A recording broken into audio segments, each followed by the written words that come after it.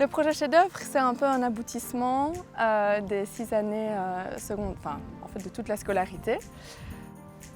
Ils doivent en 11e choisir un sujet qui leur tient à cœur et donc 11e c'est la 5e rénovée et en 12e, donc en réto, le mettre en œuvre, le réaliser, on leur donne du temps, on les guide, on les inspire. Ils doivent présenter un volet artistique, pratique et un volet théorique. Ils ont un choix vraiment énorme de sujets. Ils peuvent choisir ceux qu'ils veulent comme sujet.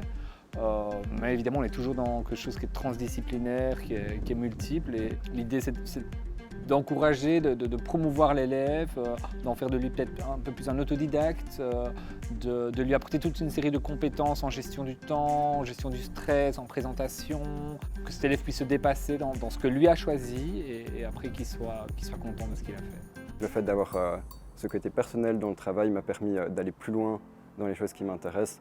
Et donc je pense que j'ai développé ici des choses que je n'aurais pas pu développer dans les cours normaux à l'école, qui sont obligés de convenir à l'ensemble de la classe et donc à trouver un niveau un peu moyen.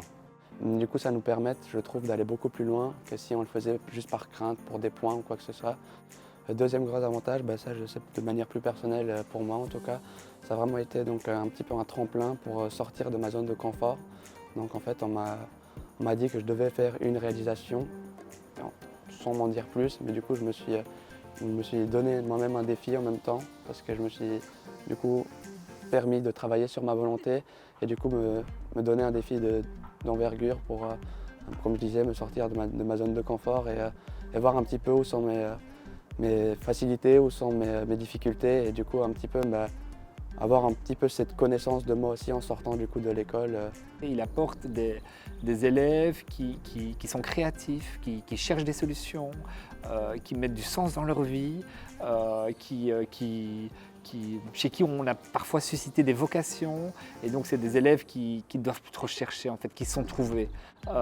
Et donc c'est des citoyens qui savent où ils veulent aller et qui savent comment ils veulent le faire. Je pense que pour les élèves aujourd'hui, le sens a énormément d'importance, plus que jamais dans l'éducation.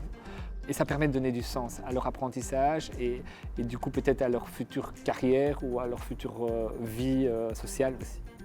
C'est beau.